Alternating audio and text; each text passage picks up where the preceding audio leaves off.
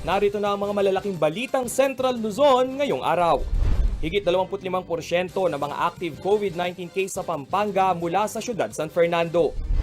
10% ng kaso ng COVID-19 sa Pampanga, moderate cases ayon sa Provincial IATF. Pakikiisa ng mga LGU sa PNP Modernization Program, hinihingi ni PNP Chief Eleazar.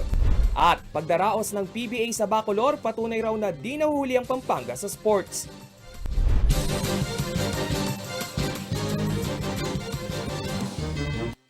Maya Pabengi, Pampanga, magandang gabi Central Luzon. Sa ngalan po ni Binibining Sonia P. Soto, ako po si Rainiel Pawid at narito ang mga tinutukan at nangungunang balita ng CLTV News. Isa ang City of San Fernando sa may pinakamataas na active COVID-19 cases sa Pampanga. Higit 25% kasi ng mga aktibong kaso sa lalawigan ay mula sa naturang lungsod. Samantala, kasabay ng tumataas na kaso ng COVID-19 sa buong Pampanga at mga karatig na lugar, naglatag na ng Economic Recovery Plan ang mga namumuhunan upang makabangon ng muli ang ekonomiya ng Luzon at ng mga karatig lugar. Narito ang report.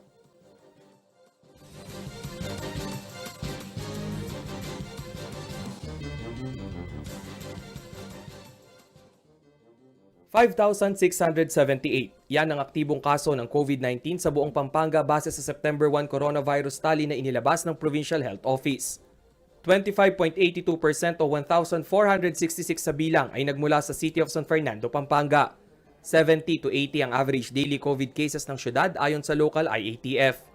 Sa September 2 data ng San Fernando, umakyat na sa 1,551 ang bilang ng active cases ng lungsod. Pero sa kabila ng mga datos, MGCQ pa rin ang umiiral na quarantine status sa buong lalawigan. Una na ring nag-abiso ang Provincial IATF ng pagsasagawa ng granular lockdown. Dito ay isasara lamang ang bahagi ng komunidad kung saan nakapagtala ng COVID-19 cases. Ang syudad San Fernando tila pabor sa ganitong hakbang. Handa rin umano ang kanilang isolation facility sa Barangay San Isidro na may 250 bed capacity.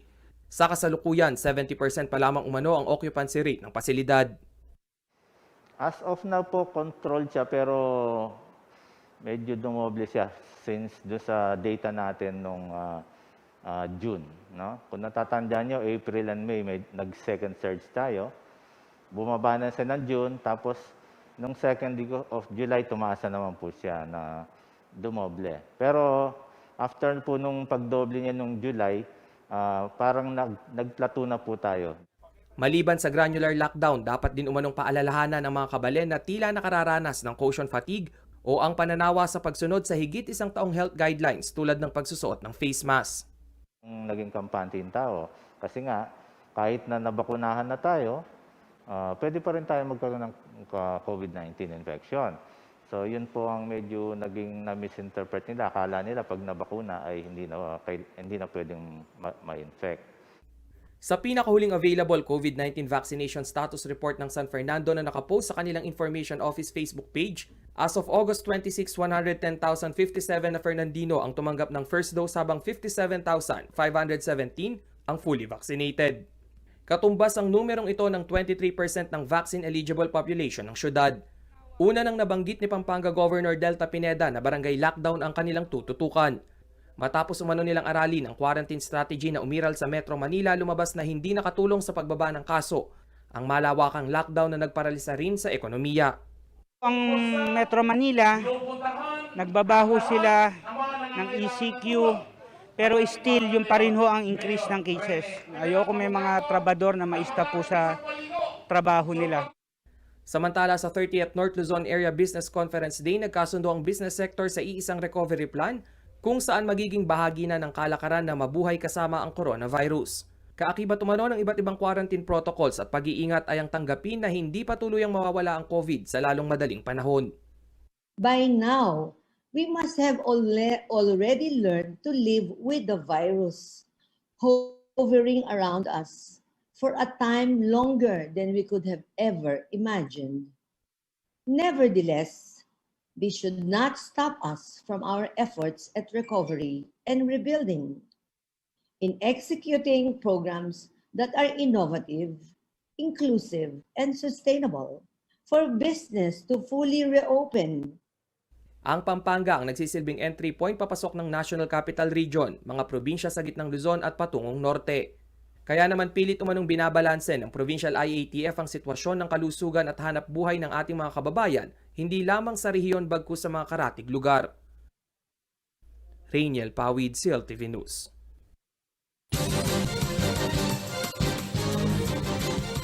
Balitang Pampanga pa rin po, patuloy na binabantayan ng Provincial Health Office ng Pampanga ang mataas na bilang ng moderate COVID-19 cases sa lalawigan sa nakalipas na 2 linggo.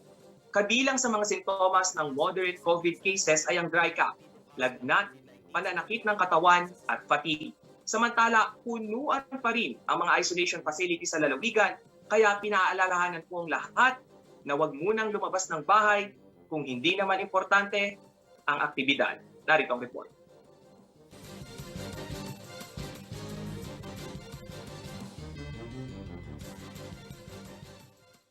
Last 2 weeks, grabe ho mga moderate to severe natin. Kung titignan natin, halos may mga namamatay ho tayong pasyente sa labas, hindi na umaabot sa ospital.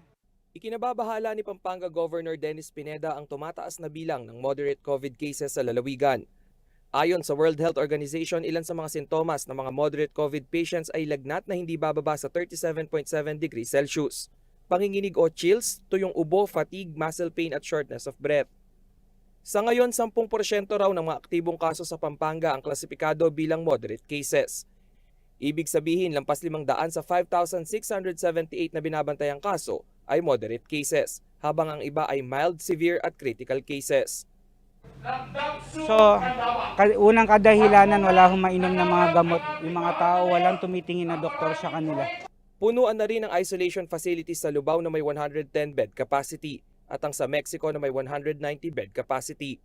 Kung kaya't muling binuksan ang Athletes Village Building B sa New Clark City para gamitin ng provincial government. Mayroon itong 250 bed capacity na laan para sa mga kabalen na nagpapakita ng COVID mild symptoms at maging asymptomatic cases. Noong huling linggo ng Hulyo ay naabot na ng Jose B. Lingad Memorial General Hospital ang full capacity nito. Halos puno na ang 481 beds sa COVID ward kung kaya't 2 tents ang itinayo sa labas ng ospital bilang makeshift COVID wards.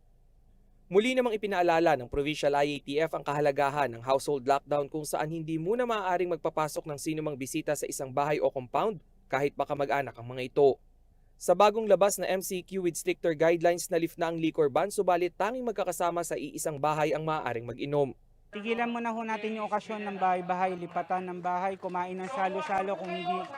Kung hindi naman kayo belong to one residence, tigilan muna po natin yun.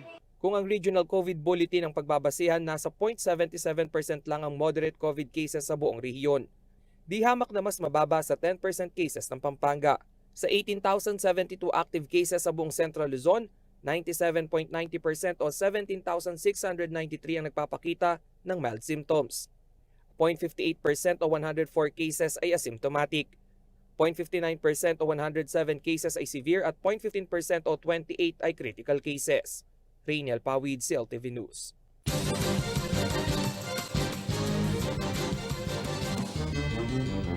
Sa pagbabalik ng CLTV News, higit 2,000 estudyante nag-enroll sa Davsu Candaba Campus.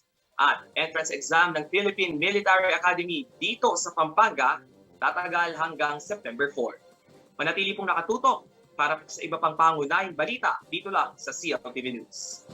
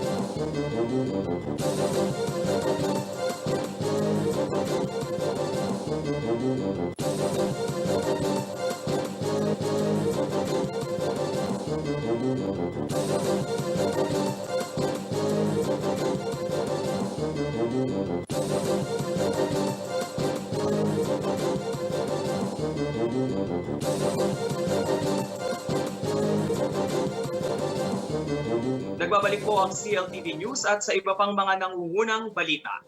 Sa kabila ng umiiral na distant learning setup dahil sa pandemya, higit 2,000 estudyante pa rin ang nag-enroll sa Don Honorio Ventura State University, Candaba Campus.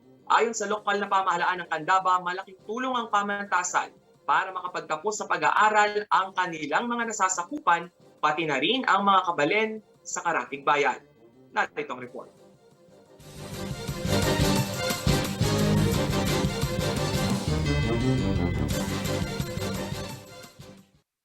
Isang taon matapos magbukas ang Don Honorio Ventura State University Candaba Campus, naging maganda ang bilang ng enrollees sa naturang pamantasan. Sa kabila ng distant learning setup, nakapagtala ng higit 2,000 estudyante rito. At 50% sa university population ay mula sa mga kalapit bayan ng Candaba. Isa na riyan ang incoming second-year marketing student na si Janelle Giao. Malaking tulong umano ang libreng tuition fee ng DAVSU, lalo na tanging ang kanyang nanay na OFW ang sumusuporta sa kanyang edukasyon. It's a privilege po sa amin, lalo na po Santa Ana po ako. Is tinanggap po ako dito sa Candaba, which is a overwhelming po sa amin. Ayon sa lokal na pamahalaan ng Candaba, kabilang sa kanilang priority project sa edukasyon ay ang makatapos ng kolehiyo ang kanilang mga nasasakupan at karatig bayan. Lahat ng mga pamilya dito sa Candaba at lahat ng pamilya sa Pampanga kailangan meron silang mga anak na nakatapos. Wala na umanong iintindihin sa tuition fee ang mga kabalen na nais makapagkolehiyo. Kasalukuyan na rin gumugulong sa Senado ang panukalang gawing regular state university ang DAVSU. Para yung suporta hindi naman galing sa mga munisipyo at sa Kapitolyo, ito yung manggagaling na sa national government. Mga building, pagpapasweldo sa mga profesor at ibang pangangailangan pa. Upang mas mahikayat ang ibang out-of-school youth na magbalik pag-aaral, patuloy daw na gagawing accessible ang pagpasok sa klase. Bibili kami ng 3 bus na magbibigay kami ng libreng transportasyon sa panahon na may face-to-face na itong Candaba Campus sa lahat ng taga-Candaba. Sa kasalukuyan ay may 7 campuses ang DAVSU sa buong Pampanga. Ito'y matatagpuan sa Bacolor, Mexico, Porac, Santo Tomas, Lubao, Candaba at Apalit. Rainiel Pawid, CLTV News.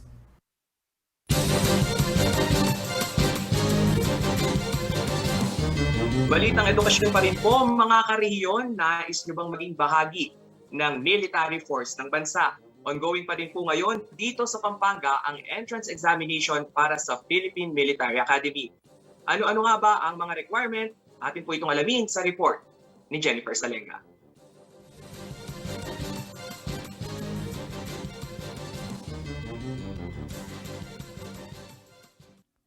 Matapos maantala dahil sa COVID-19 pandemic, umarangkada na ang pagdaraos ng Philippine Military Academy o PMA ng entrance examination para sa mga nais maging bahagi ng uniform service at magserbisyo sa bayan. Isa ang Pampanga sa tinukoy na testing center sa mga cadet aspirants na nagsimula nitong September 2 na tatagal hanggang September 4. Ayon kay Captain Richard David ng Philippine Navy at Assistant Commandant ng Cadets ng PMA, simula nitong September 2 o ang unang araw ng exam hanggang ngayong September 3, umabot na sa mahigit 200 ang nakapag-exam. Pwede po tayong mag-serve sa Navy, sa Army at saka sa Air Force. So, ang makapag-aral po sa PMA ay isang noble privilege to serve our country and the people as an officer of the Army, Navy, or Air Force after graduation po sa PMA. Sa mga interesadong aplikante na hindi nakapag-submit ng requirements, pwede pa rin daw mag-take ng exams bilang walk-in applicants. Sa mga cadet aspirant, kailangan kayo ay natural-born Filipino citizen, physically fit of good moral character, single at hindi pa ikinasal, hindi rin pwede ang buntis, at least senior high school graduate, walang administrative o criminal case, at least 5 feet in height para sa mga babae at lalaki, at least 17 years old to 22 years old sa June 1 sa year of admission. Ayon kay Captain David, isa sa mga dapat ikonsidera ng mga aspiring cadets ang pagkakaroon ng puso upang magserbisyo sa bayan. Mahalaga rin na buong kanilang loob. Sa training, parang wala pong mahirap kung titignan po natin ano ba ang may dudulot nito sa atin. Ano ba ang may dudulot ng ginagawa? Bakit tayo nagja-jogging? Bakit tayo ninumulat or para maging officer? Bakit? Para pag nalaman po natin yun kung bakit, pag na-internalize po natin yun, baka masasabi po natin hindi po siya ganoon kahirap. Pero yun nga po, pag sinabi ko nga, kung lumalaban yung kalooban po natin, lahat po ng bagay ay mahirap.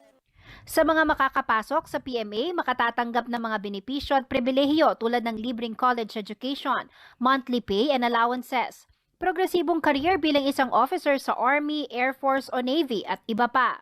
Hindi ka na manghihingi ng financial support sa mga magulang mo. Siyempre, nandun pa rin yung moral support, kailangan nandun pa rin. Pero yun sa financial support, mawawala na po yun. Nung hindi ka na manghihingi ng allowances or pera or pangbayad, pangmatrikula, pamasahe sa mga magulang mo, napakalaking bagay na po. Sa mga nais humabol, tumungo sa Barangay Tabon, Mabalacat City sa covered court ng Santos Ventura Elementary School. Kailangan magdala ng 4 na piraso ng 2x2 picture, PSA birth certificate at Form 137 o Form 138. Kailangan din ng medical certificate. Sinisimula ng pagproseso ng mga aplikante ng alas 7 ng umaga. 2 set ang examination, isa sa umaga at isa sa hapon. Bukod sa Pampanga, may testing center sa Camp Aquino sa Tarlac at sa Cabanatuan City sa Nueva Ecija. Sa mga hindi naman makahahabol hanggang September 4, may ibang schedule pa para sa testing sa iba't ibang lugar sa bansa hanggang October 2, 2021. Halos 15,000 ang nag-exam taon-taon sa PMA. Ating pong mga kareyon, ito na po yung chance natin para makapagsilbi sa bayan, maging isang military officer either sa Navy, Air Force, or Army. Pagkatapos, ito na po yung makapag-serve. Sabi ko nga, makapag-serbisyo sa ating bansa. Jennifer Salenga, CLTV News.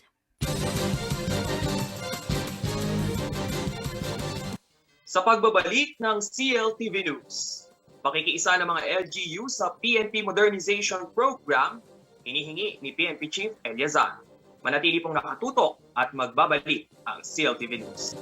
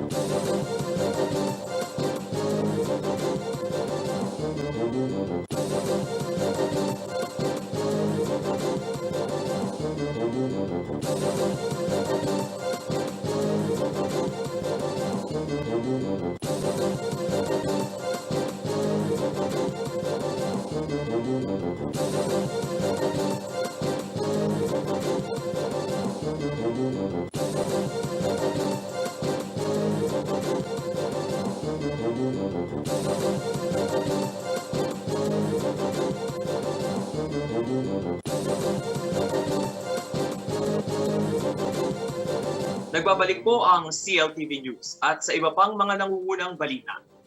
Wala raw masama para kay Philippine National Police Chief Guillermo Eleazar ang pagtanggap ng donasyon mula sa mga local chief executive na pinaglalaanan ng pondo ang mga gamit ng pulis para sa PNP Modernization Program. Sa pagtanggap ng 19 na municipal police station sa Pampanga ng modern pickup trucks, sinabi ni Eleazar na kolaborasyon ito para mapaghusay at mapabilis ang serbisyo ng mga alagad ng batas sa probinsya. Narito po ang report.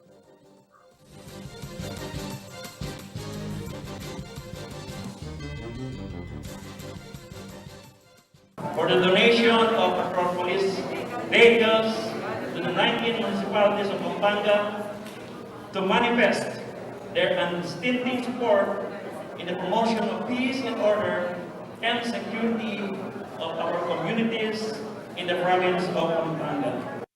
Nasa 20 high-end pickup truck ang tinanggap ng Philippine National Police at ng Pampanga Mayor's League mula sa pamahalang panlunsod ng Mabalacat nitong umaga ng September 3.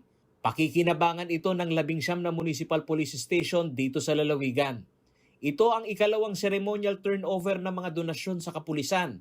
Nauna nang nagbigay donasyon ng Pampanga Provincial Government. Layon daw nitong solusyonan ang problema sa mobility ng mga alagad ng batas. In terms of bakit mobile patrol ang ni-request natin, kasi yung response sa crime, kung wala tayong transportation, paano magre-response yung mga pulis natin, di ba? Importante yan. Sangkap daw ng maunlad na komunidad ang pagpapanatili ng kapayapaan. Ang kolaborasyon daw na ito ng PNP at ng mga LGU ay maituturing na good investment. Ayon yan kay Mabalacat City Mayor Crisostomo Garbo. Sa ating pong mga munisipyo. Kasi ang paniwala ko, the bloodline of the PNP is always on the local government unit. Without the support of the local government unit, mababa ang moral ng mga PNP natin. Sa pag-usisa ng CLTV News Team kay PNP Chief General Guillermo Eleazar, ang inisyatibong ito ng mga LGUs ay hindi naman umano nangangahulugan. Naaasa na lamang ang PNP sa donasyon, kundi may procurement process din umanong tumatakbo upang magkaroon ng patrol unit ang kada municipal headquarters. Inamin din nito na sa limitadong pondo ay hindi rin lahat na pagkakalooban. Pagpunta sa iba't ibang rehiyon ng Pilipinas, pagdalaw sa ating mga iba't ibang police units, particularly mga police provincial office, nakasalamuha po yung kanilang mga local chief executive. At talagang ang unang kanilang request, yung kakulangan ng mobility. While it is true na ang ating pong national government, through the PNP, tuloy yung procurement, pero hindi po namin kaya mabigyan lahat. Bukod sa mobility issue ng PNP, parte ng modernization program na inabot ni Eleazar ay ang execution ng pagsusuot ng body-worn camera ng mga pulis. Dito sa Pampanga, tanging ang 2 component cities lamang ang napagkalooban nito. Itong Mabalacat City Police Station, Eh ito lang nabigyan, pati yung San Fernando. So yung iba, the 19 municipalities, wala sila nun. Pero kasi yun kasi kukunti, inuna sa kanila. Pero yun nga, patuloy tayo magpo-procure. And through the guidelines by the Supreme Court, we are required na in the absence of body-worn camera, itong mga prescribed nito, we can use alternative recording device. So tuloy naman yung dialogue namin sa kanila at eventually, yun ang gusto natin mangyari. 2,696 lamang ang naimbentaryo na body-worn camera ng PNP. Ito'y sa kabila ng umiiral na utos ng Supreme Court na epektibo simula nitong nakalipas na buwan ng Agosto, kailangan o inire-require na sa mga PNP personnel na magsuot ng body-worn camera, partikular na ang mga involved sa execution ng warrant. Dahil ng supply, apela ng PNP sa mataas na hukuman, ay pahintulutan silang gumamit ng alternatibong kamera. Ngunit wala pang tugon dito ang Supreme Court. Paolo G. Santos, CLTV News. Narito naman ang isang mabilis na silip sa mga balita sa iba't ibang bahagi ng rehiyon sa ulat ni JM Vensus sa CL News Express.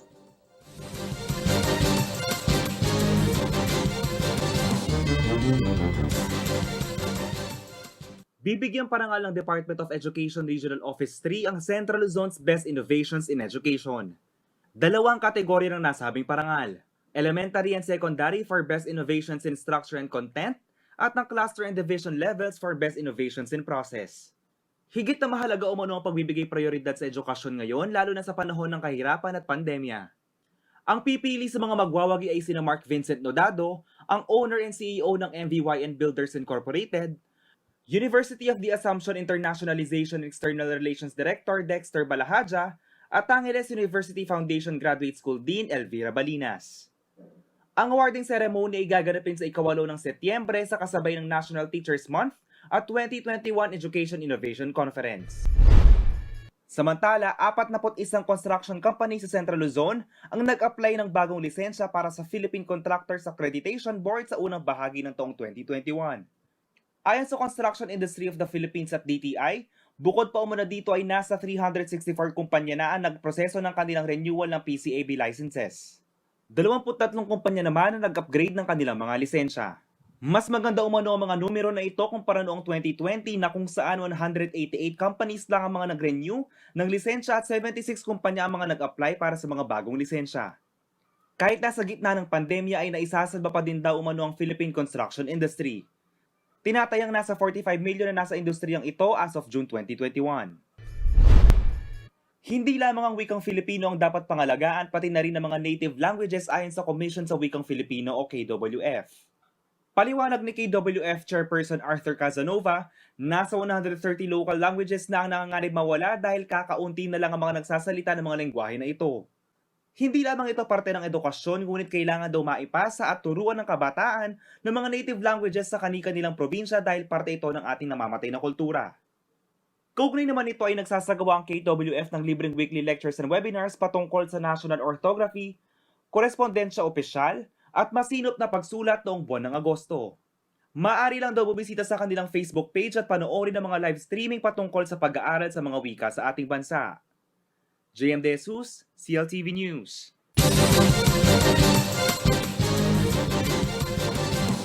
Sa pagbabalik ng CLTV News, pagdaraos ng PBA sa Bacolor patunay na hindi raw nahuli ang Pampanga as sa sports. Manatiling nakatutok at magbabalik ang CLTV News.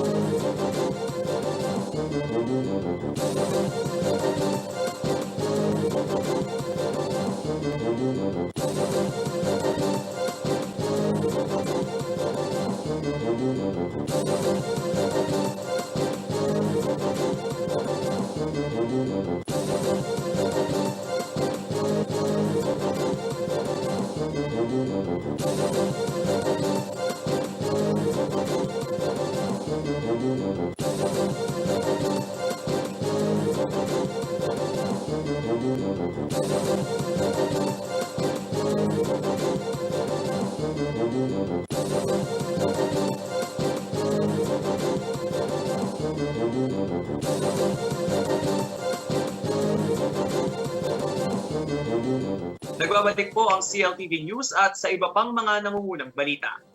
Proud ang sports coordinator ng Pampanga na si Coach Alan Trinidad dahil ang court na pinagdarausan noon ng mga laro ng Universities and Collegiate Athletic Association of Pampanga o yung CAAP, playing ground na ngayon ng Philippine Basketball Association o PBA. Paalala naman ng mga opisyal, hindi po bukas para sa publiko ang naturang venue dahil ipinatutupad pa rin ang semi-bubble game sa liga. May sports balitang hatid si Paolo G. Santos.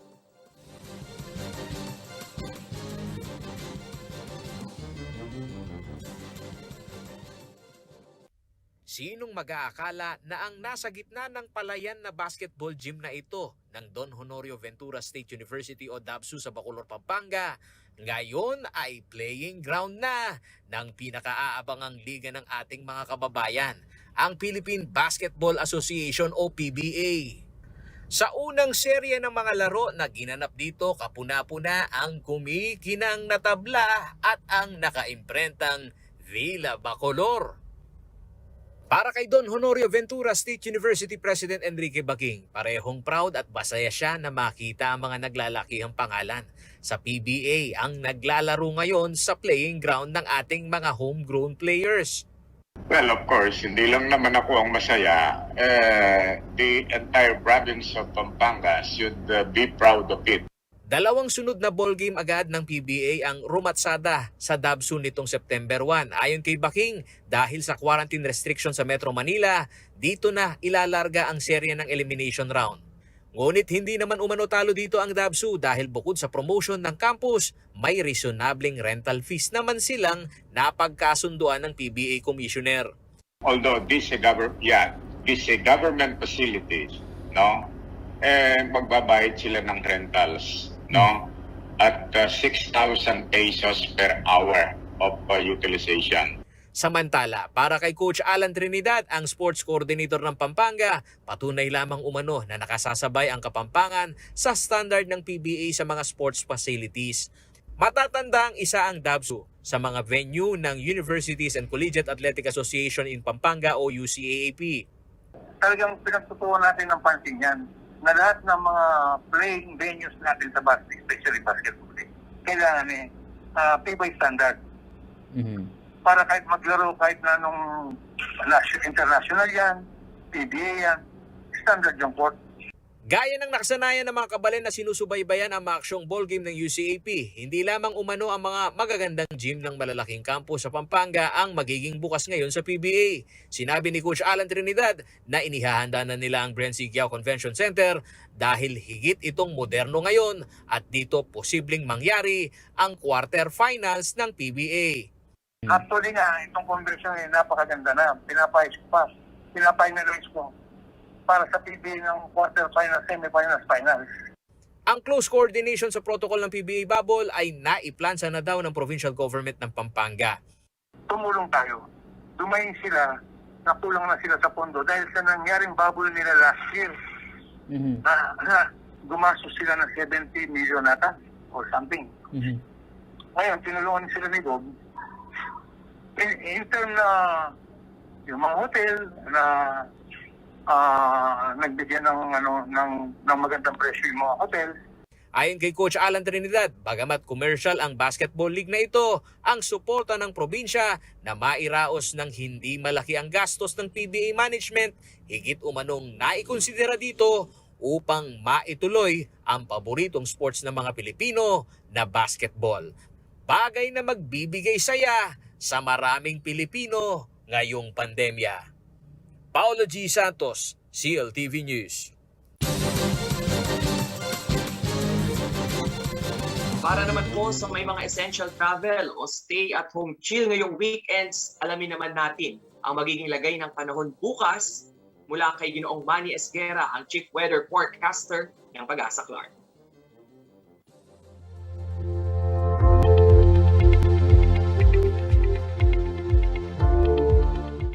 Magandang gabi po. Narito po ang magiging taya ng ating panahon sa susunod po na 24 oras. Monsoon trough po ang nakakaapekto dyan po sa may kanlurang bahagi ng Luzon.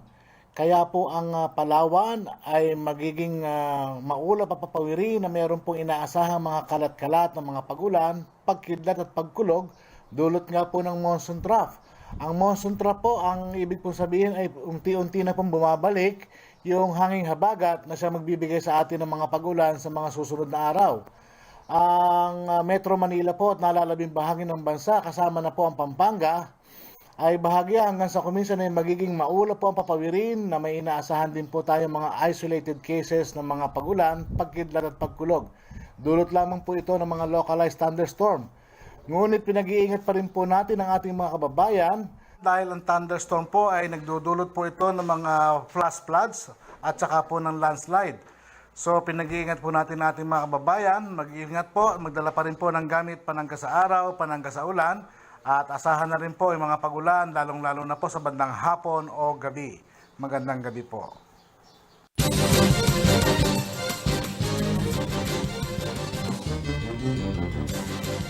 At yan ang mga balitang nakalap ng CLTV News. At para po sa karagdagang mga detalye, maaari niyo i-follow ang aming social media pages para sa Facebook at CLTV36 Official and CLTV36 News. Sa Twitter at CLTV36, Instagram at CLTV36 Official.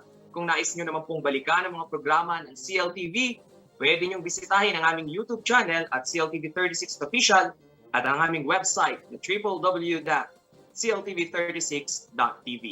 Kasama po ng buong pwersa ng CLTV News and Current Affairs. Ako po si Rainiel Pawid. Stay home, stay safe. Maraming salamat.